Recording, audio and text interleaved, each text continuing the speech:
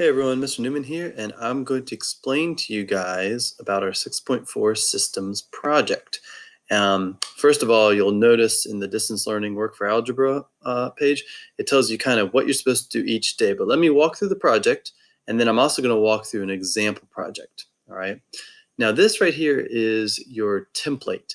That means this is what you're going to use to edit and use in your project. So in other words, what I want you to do is I want you to work on these slides. Come in here, change the theme. Don't leave this plain old boring blue theme unless you really, really like it. You'll delete the instructions as you go through each slide, but you'll fill up the slide with your own project, and delete this slide here because it's just an explanation slide. Delete this once you're done with all of it, okay? But you're going to have lots of parts. For example, you're going to have a description, a data table, an equation, a graph. Does this sound familiar? It should, because it's just a link sheet again. And what you're going to do is you're going to fill up all these with your own situation that you're going to come up with, okay, or find on the internet. Now, so let me walk through each of these, and then we're going to walk through my example project. So the description, you're going to just describe what your situation is. And since it's a systems of equations, we need two different equations, or two different things that are changing at different rates but are similar and comparable, okay?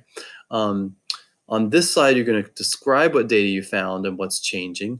And what I want you to do is I want you to check with me at certain places. That way you know you are doing this correctly, okay? Because you don't want to do the first step wrong and then the rest of the project wrong and then realize you have to redo the entire project. I've had students have to do that in the past. It's not fun. So check with me at each stage, and I will be checking in. The nice thing about this is I can come in and see, as long as you're using this this document here inside of the inside of Schoology, I can hop in and see what you're doing and give it the okay for you to go on to the next part.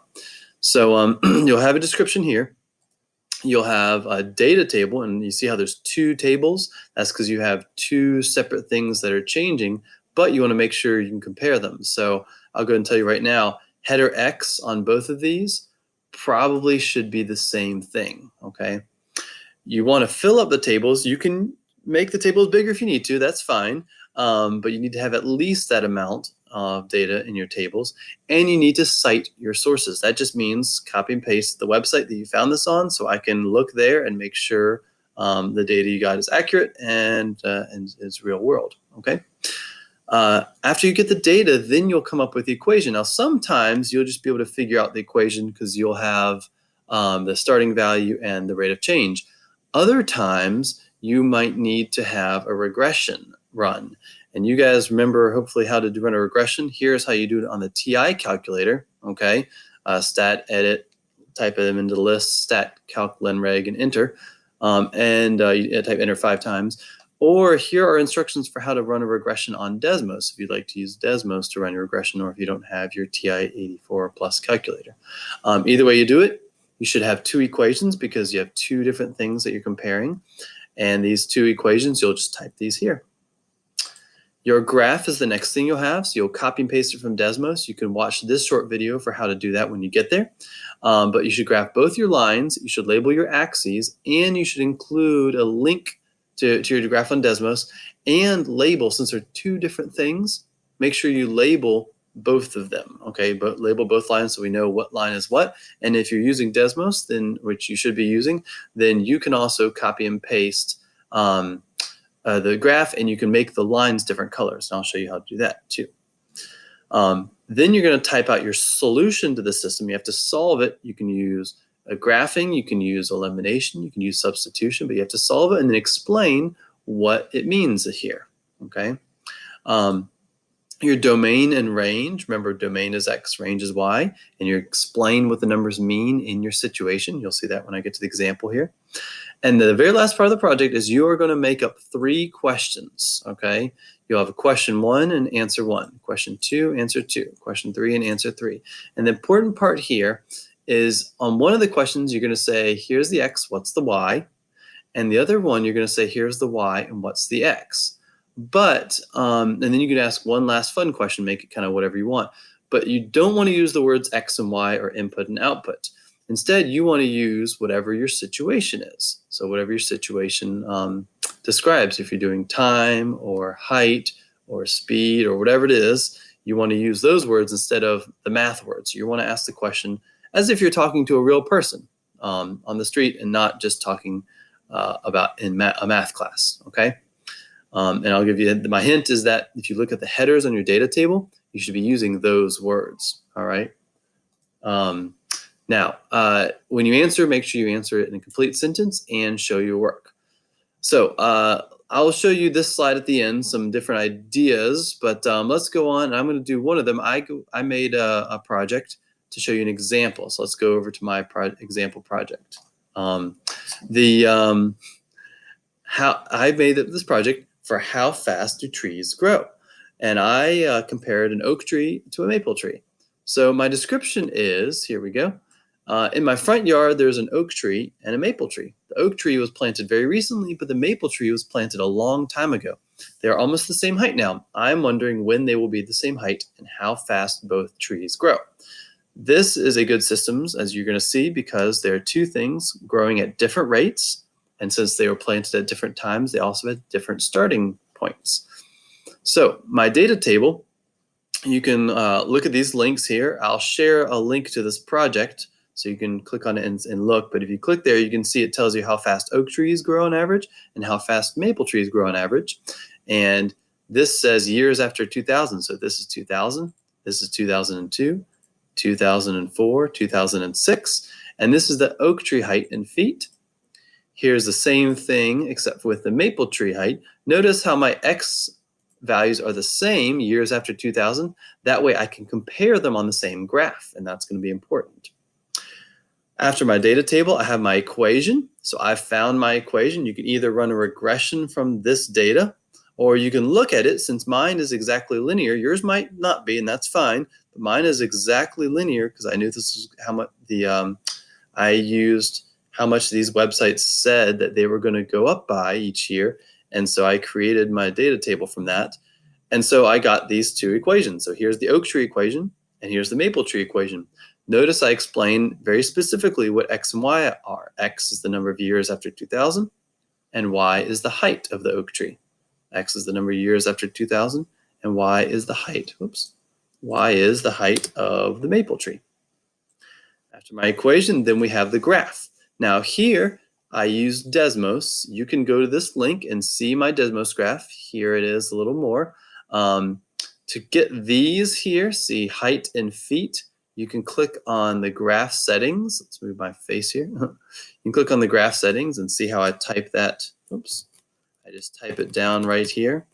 Okay, and type here, and that gives you the headers. But you don't have to use those. You can instead, if you want to, you can just insert a text box and type that right here as well. So I could type height right here like that. Okay, that would work just as well. Notice how I also have maple tree and oak tree. I have them labeled very carefully here so you know which line represents the maple tree and which line represents the oak tree. I have my graphs labeled with numbers and the words as well. You can see from this graph which one's growing faster, I hope, and which one's growing slower. And if I zoom out on the graph, which here I can see where they're going to meet, and this can help me check. So 1636, remember those numbers later because we're going to see those actually in the very next slide. After the graph, we have our solution to the systems of equation. And here I chose to solve this using substitution. I want you to solve it using algebra. So you can use either substitution or elimination. Notice I subtracted x from both sides, subtracted 4 from both sides. So I got x is 16, then I plugged 16 back in, and I got 36. So what do those numbers mean? Well, I typed them and explained very carefully. 1636, remember those were those numbers here, so I can check it with my graph.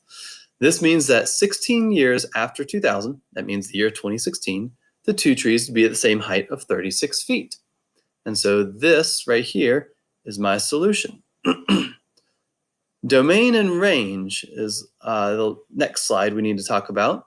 The domain of the oak tree is -2 to infinity. Now notice here, if I go backwards on my graph, I can look at when was the oak tree planted. And here I can go back and see when was the maple tree planted. The oak tree was planted 2 years before 2000. The maple tree was planted 20 years before 2000. This is, of course, all according to my data. And so I explained it here. You can read it on your own. I won't read it to you, but you explain it all here. Notice this is all about the oak tree. I ran out of room, so instead of cramming it in, I went ahead and made a second slide on the maple tree. That's just fine. If you need more space, you can always make more slides and add more in there. But I don't want you to delete slides, so you can't just skip the domain and range slides, for example. That will hurt your grade. Then we get to the questions. So I ask a question. I give the equations so that someone reading the question doesn't have to go back to the equations. And then after that, I answer it. And notice I don't just answer it. I explain and show my work. So you can read how we substitute 20 in because the year 2020, x will be 20, and the oak tree will be 44 feet according to my equation. I also answer in a complete sentence. Now here I want to show you, my first question asked, how tall will the oak tree be in the year 2020? Here I'm giving you, the person who's asking the question is giving the x value and asking for the y value. How tall is it at a certain time? My next question, you want to flip that. You want to say, well, what time is it when it's a certain height? In other words, what's the x value when you have the y value? Notice that's what I meant back here when we were talking about you need two types of questions. Here's the x, what's the y? And here's the y, what's the x? That's what this is. Here is the x, that's the year. What's the y? How tall is it? Here is the y, here's how tall it is. What's the x? When will this happen? What year will it be? And so you solve it going the other way, because now I'm going to plug that in for y instead of for x, and you solve it. The maple tree will be 44 feet tall in 24 years, so the year 2024. Notice how I also answer in context. I don't just put x equals this, y equals this. I tell you what it means in the situation. My last question I just kind of made up. You can read that on your own, and it doesn't have to be x or y, but you can make up whatever you want, as long as it's related to the math and related to the situation. And then I end with a thank you. So let's go over a few options of what you can do for your data. Okay, see that a little better maybe. You can, and these are just some options. If you have something else you want to do outside of all that, feel free to. But you can compare the speeds of two things, like two animals that are racing, or people that are racing, or cars that are racing. You could compare the cost of different phone plans. Different phones have different starting values, but cost different money. You could compare the growth of two things, two siblings, who's going to be taller, or two animals, or I did trees. So that's one rule. You can't do the growth of trees like I did, okay? I guess and if you do different trees, but I'd rather you pick something that interests you, okay? Pick something different. You could compare the cost of driving two types of cars, different miles per gallons. You can compare the cost of renting two different things, two cars, houses, anything else that you can rent. You could compare charging different phones or devices. Different phones and devices charge at different rates. So if you wanted to even do your own experiment at your house and test this, you could. You could compare, this is actually something that pertains to something we had to talk about when we had children, disposable or cloth diapers. That is a system of equations problem, and I can share that data with you if you need help or are interested in that. Do you want to use an electric or a gas stove? They cost different things and different rates. The cost and revenue for different companies, or something like number of visitors to different theme parks. Those are all situations that have rates. And what you can do is you can pick one and message me if you can't find the data. Look it up online, but if you can't find it, for most of these, I can find the resources and can help you with your Google search, which is, of course, a very important skill. So let's just go back and make sure we have the timeline down. First thing you're going to do is you're going to find the data for your project and check that with me. Then you're going to find your equations for the project and check that with me. Once you have your data and your equation, then it's smooth sailing, because then you can finish the graph, the solution, the domain and range slides.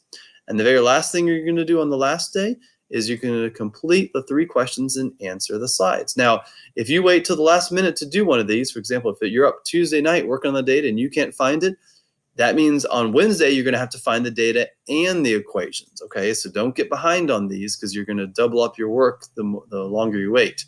You guys know my office hours. I have the office hours at 1 o'clock. So please, as long as you work before that point, or you can hop on during that 1 to 2 o'clock, and then I will be able to help you immediately, okay? Thank you for watching, and as always, message me if you have any questions.